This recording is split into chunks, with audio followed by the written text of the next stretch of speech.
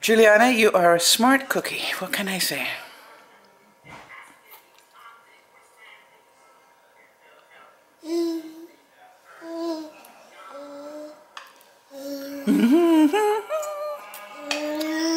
No, no, me. You see, I would have missed that look, wouldn't I? Would I have missed that look? I would have missed that look. Hey? Oh. All right.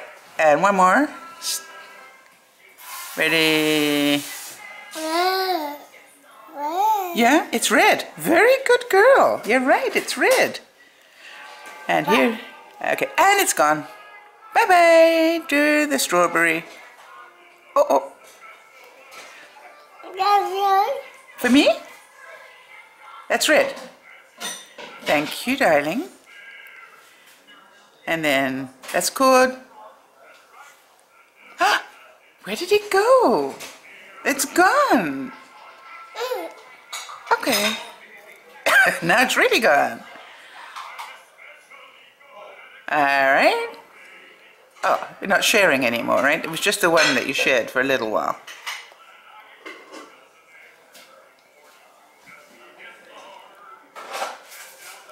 It's like, how many strawberries can you stick in your mouth at the same time, Julianna? Don't challenge her, she'll do it. And then she spits them all out. Okay, sweetie, there you go. No, Julianna, that's being a pig. Oh, now I get it after it's been in your mouth. Thank you very much. That's very kind of you. Thank you, sweetie. Yeah, I won't be eating it right now. We'll wait until you finish that mouthful. There you go. And all gone? All gone? Clean up. Clean up. Thank you, sweetheart. I can do that for you. You want the water? You're being a little bit lazy this morning. But, you know, just because I'm going today, I'll let you do that. And you know that too, don't you?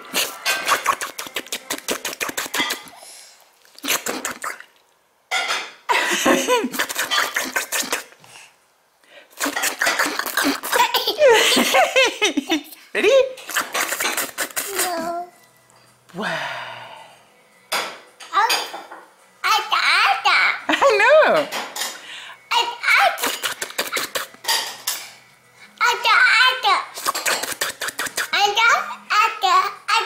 Are we saying anything I should know about?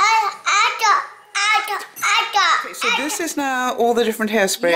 Yeah, the hairsprays and Alright, so what you're saying is don't always listen to the... Well, I mean, for instance, I've been using stuff. I mean, granted, I don't use the same product every single day, but... How could you? Yeah, I can't. This is... I could supply all of Seattle with makeup if they wanted to. That's what I was wondering whether you did. Yeah. That's why I wanted to come in here, because it's like, you cannot possibly... I've got more lipstick than I know what to do with already. Yeah. And I haven't been doing this for very long, and I'm going, what does she do with it all? This is it. And then, like, every, I don't know, maybe 6 months, I'll clean it out. In fact, I have a bag full of stuff. So you just purge it? Right. And then I'll, like, give it out to family and friends. The stuff that I have already, you know, touched or used, or if I reviewed it, I'll give it out to family and friends. I never give out used products to people I don't know. You know, obviously, yeah. But yeah, I will donate a lot of this. And in fact, I do have a lot of family as well in Philippines. Yeah. That, ship it out. yeah. That's wonderful. All right, and then one last thing, because I'm about to go and Benji's making me green juice for my trip. Yeah. You're about to go shopping here. And I know that if you've got anything, is there anything that you've got that you're going, this is the new thing that everybody needs to know about, but we'll just give Dear Mama Sal people a quick heads up on it? Oh my gosh. Well, it's something that's been out in the market for a while, but I just discovered it. It is the... We get so excited on these things. Yeah, where is it? Oh, here. The NYX. Oh my gosh, I swear, I'm not sponsored by NYX. I'm talking about... Isn't that NYX funny here. that I happen to have NYX with me as well? Yeah, but you would really enjoy these too. It's the NYX Soft Matte Lip Creams. I do plan on doing like a video on this of the newer colors, but look at this. Wow. Okay, so to me it's like a lipstick, because in my opinion a gloss is something that just goes over your lipstick and it doesn't, you know, stay on. But this turns matte and it stays on all day. No. Oh my gosh, yeah. I mean, this is a stain. This one's not necessarily a stain, but it stays. It stays. If you're gonna eat like an oily pasta, it's gonna come off, but for the most part it stays, and it smells lovely too. I want to smell that. Oh, it's like perfume. Yeah, it's really nice. Oh, you have a better scent of this here. Isn't that is nice? great. And it's so opaque, and you know, a little goes a long way. So the NYX Soft Matte Lip Creams is like my new favorite right now. And you heard it here. Awesome. Thank you so much, sweetie. I really appreciate it. Wow. Well, good morning, everybody. This is Dear Mama Sal, and it's Friday morning, and I'm not driving to work, no, because it's Friday. I don't work on Fridays. But I am off to the doctor. Nothing serious. I'm just picking up medications. Always drives me a little bit insane that I have to drive half an hour just to refill my prescriptions. The old days you could just phone and get it done. Now you have to waste gas and time. So it takes over an hour out of my day to do this. However, you know that I'm a big one about changing the way I think my negative thoughts. So immediately I'm going to cover that thought up with, boy, aren't I lucky to live in Canada, where I have a medical plan that pays for nearly all of my medications. And so that's what I do. As soon as I have one of those nasty thoughts, I just cover it with a good one, and that keeps my day happy. And we're going to be talking about happiness for the coming week. We had a difficult subject last week, which was how do you overcome heartache? And this is really part of how do you overcome heartache. Number one, you have to face the cycle of loss. That's a very important piece of understanding. The reason you need to understand that cycle of loss, you know, the denial, the anger, you know, the bargaining, the sadness, all those things, the eventual acceptance, is because you're going to keep having those feelings. You know, you're going to be absolutely think you're through this, and then suddenly you're going to go back to being angry. And you need to know that that's quite normal. You keep playing this circle out, bouncing backwards and forwards until you've processed it all. And so if you think of it not so much that you're being a wuss, because I think that's what some people say to you, oh, get over it, you know. No, you can't get over it until you've processed it. And so if anybody says to you that, oh, you know, it was a month ago, get over it, move on. And you say, yep, I intend to do that. Just as soon as my brain has finished processing it all, I will be getting over it. And that's why you'll hear everybody say, and they, you know, everybody does that's been through a major loss, it just takes time. And I want to tell you something from my own experience of some pretty big heartaches, heartbreaking situations, you know, be it loss of people in death to death, heartbreaking, wrenching betrayals, you name it. I've been through all those, and You know, at the time, I was close to demented. I don't mind telling you, there's one I can think about that took me 5 years to recover from. That's how much it hurt. And, you know, it was just like, I could not believe that anybody would want to do that to another human being. I just did not believe that anybody would want to do that to another human being, or even not want to do it, just do it to another human being. And I was so angry at that thought. And then, in that year, I had something else happen that was a total betrayal, in my view. And so 2 of them in 1 year, I want to tell you, that compounded. And so, but I have to be really grateful for that now. Why? I haven't been depressed since. I got angry. I could put very short words around those words, by the way. I got very angry. I got very angry indeed. And you know, I think for the first time in my life, in some ways, I really told my truth. You know, so often we're told to, you know, suck it up. Well, I didn't. I told some pretty influential people in my life what I thought about their behavior. And it didn't meet their own code of conduct. And did that make me a better person? No, not necessarily. I don't think so. Do I think that some people judge me because of that? Absolutely. No doubt about it. But you know, at least I was honest about how I felt. And I think in that, in some strange way, I got some closure. And funny enough, something has happened in the past year where I chose to walk away from something. I chose the loss.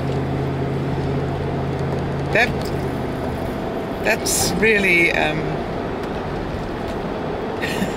that's another step. And so, you know, you look at it and you go, it's okay. You know what makes it possible? What makes it possible is that you hold your head up and you go, you know something? This is what I stand for. This is my line in the sand. You know, you guys who pushed me this far, this is my line in the sand. You just hit it. I've been talking about it for a while, but I guess you guys never thought I had one. Well, I do. This is it. Line in the sand. So I think part of all of this discussion has to do with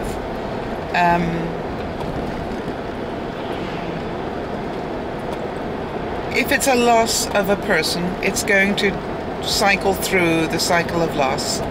And I really recommend you Google it a lot and read about it and understand it, because it will make the pain easier to bear. You're not going to be out of pain. It'll make you suffer less. Remember what I said yesterday? You know, they said that pain is inevitable, suffering is a choice. So how you deal with the pain is what the choice is between suffering or not. And so each of us will hit heart-wrenching, heartbreaking situations in our lives. That's part of life, unfortunately. The same as hopefully each of us in our lives will, at some point, experience incredible joy. I really wish that on everybody. I really wish that everybody has that time in their life, whenever, however short, however fleeting, however whatever. I hope they have some incredible joyous time. And then if you're really lucky, you will have a relationship that brings you joy for years and years. I talk about Nana, who's been married for 38 years, and obviously she and Rick are still hopelessly in love. My God, they were dancing the other day in the kitchen. I mean, you know, how nice is that? So you go, there is hope for that. So those of you who've had a heart-wrenching breakup of a relationship, I know at the time you think, that's it, I'll never have another relationship. But you know, you probably will. More than likely will. But if you spend your life grieving the past one, it'll take a long time. Because I don't know many people that actually get turned on or get attracted to somebody that is constantly miserable.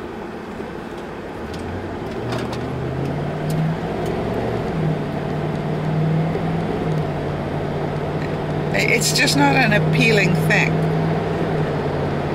And somebody said to me the other day, oh, I just love your constant happiness. Yeah, right. Do you really think I'm constantly happy? Oh, there are quite a few people in my life who will tell you that ain't necessarily so. No, I'm just a human being. I have my bad moments. Absolutely. But you know something? I do try and deal with them in different ways now.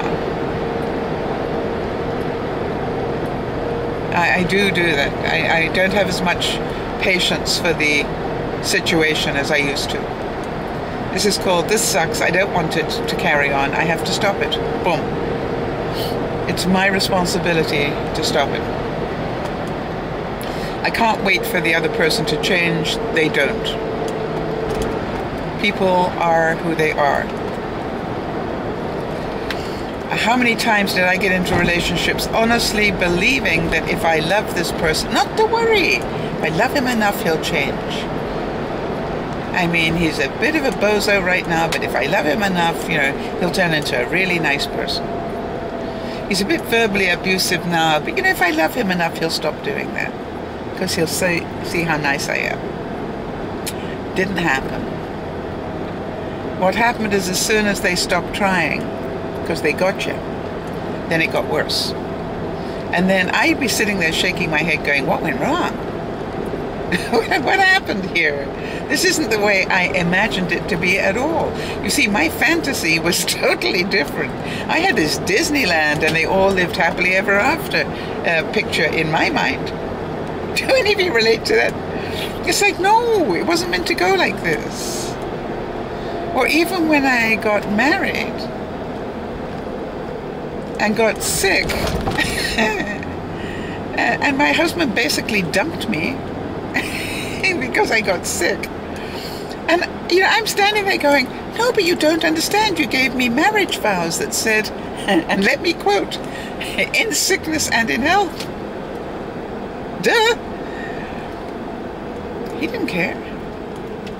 It was over. And I can tell you something, my heart broke.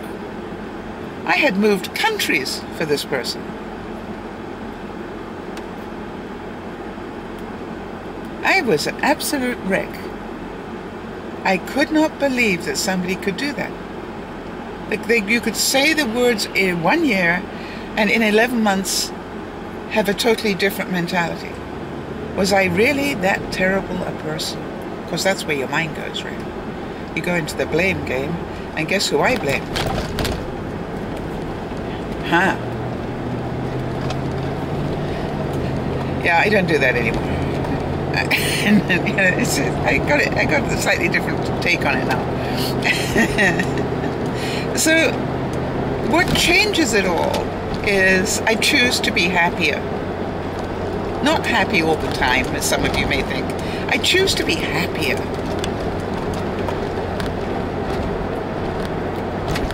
I choose to correct my thinking when I start going down that negative path, because I know where it leads and I don't like where it leads.